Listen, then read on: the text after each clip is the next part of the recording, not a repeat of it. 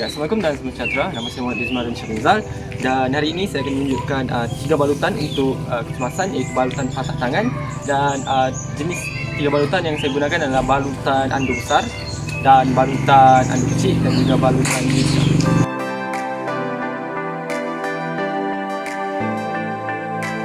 Kita akan buat andu besar, Okay, ini model kita, nampak kamera. Okay, pertama kita pastikan bucu berada pada di siku mangsa.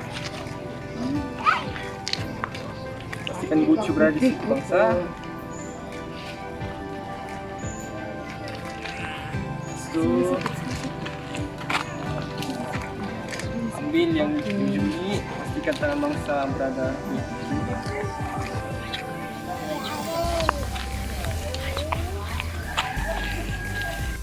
Baiklah, apa yang perlu kita buat di sini adalah kita perlu rapikan balutan dan kemudian kita boleh teruskan kepada bahagian ikatan. Kita buat ikatan di sini. Kita menggunakan ikatan kusila, iaitu ikatan kiri atas kanan dan kanan kiri. Pastikan ikatan tidak berada di tengkuk ataupun di belakang mangsa untuk mengelakkan kecederaan. Kita menggunakan ikatan buku sila kerana terdapat tujuan tertentu. Okey, ikatan so cantik. Model, nampak kamera model. Lepas tu yang pertama kita perlu buat adalah rapikan bahagian ujung dekat siku ni. Kalau mana kita macam ni, kemaskan.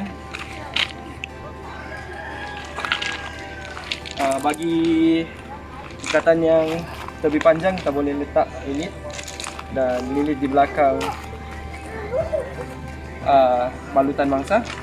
Pastikan terdapat 3 jari sebab kita perlu cek darah mangsa untuk bagi membantu doktor untuk mendapatkan rujukanlah semasa mendiagnosis mangsa kecederaan. Untuk mendapatkan darah kita boleh dapat dari sini.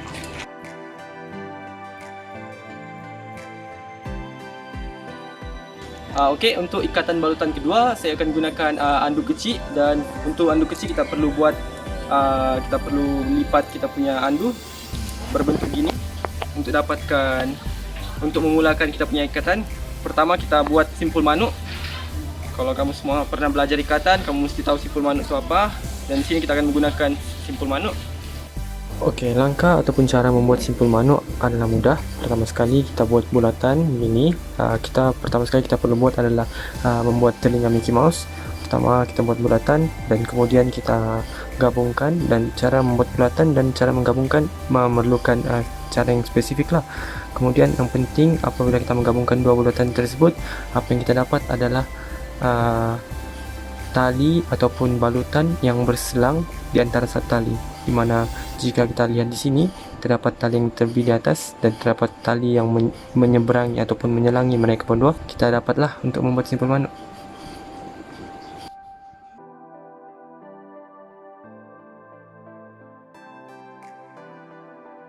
Okey, setelah membuat simpul manuk, kita masukkan pergelangan tangan mangsa di antara lubang simpul manuk, dan kemudian kita letakkan tangan mangsa di posisi di hadapan dada mangsa. Kemudian kita boleh ikatlah menggunakan simpul sila di atas bahu kanan mangsa ataupun bahu kiri mangsa, dan elakkan ikat di belakang tengkuk mangsa kerana mengelakkan kecederaan. Langkah seterusnya kita hanya memerlukan memastikan semua keadaan ikatan mangsa dalam keadaan rapi dan memastikan mangsa dalam keadaan yang baik. Itu saja untuk andu kecil.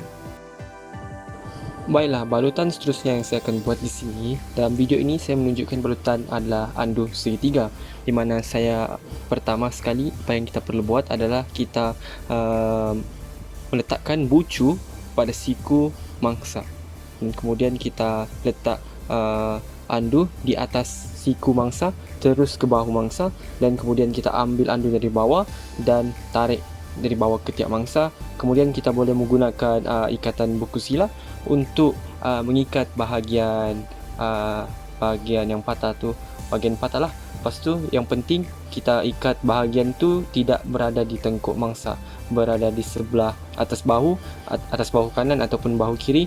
Dan kemudian kita perlu rapikan segala jenis-jenis bucu yang terlebih.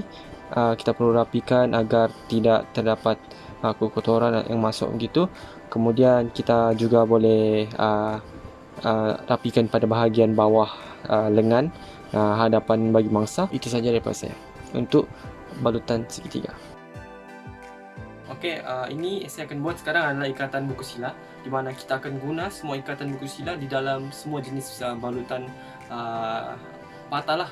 Jadi buku sila ini sangat penting. Jadi caranya adalah kiri atas kanan, kemudian kita buat kanan atas kiri, dan kita tarik. Kita akan dapat begini. Dan kelebihan kita menggunakan buku sila adalah kita senang untuk buka lah simpul ni. Kita buat macam ni, kemudian kita boleh tarik.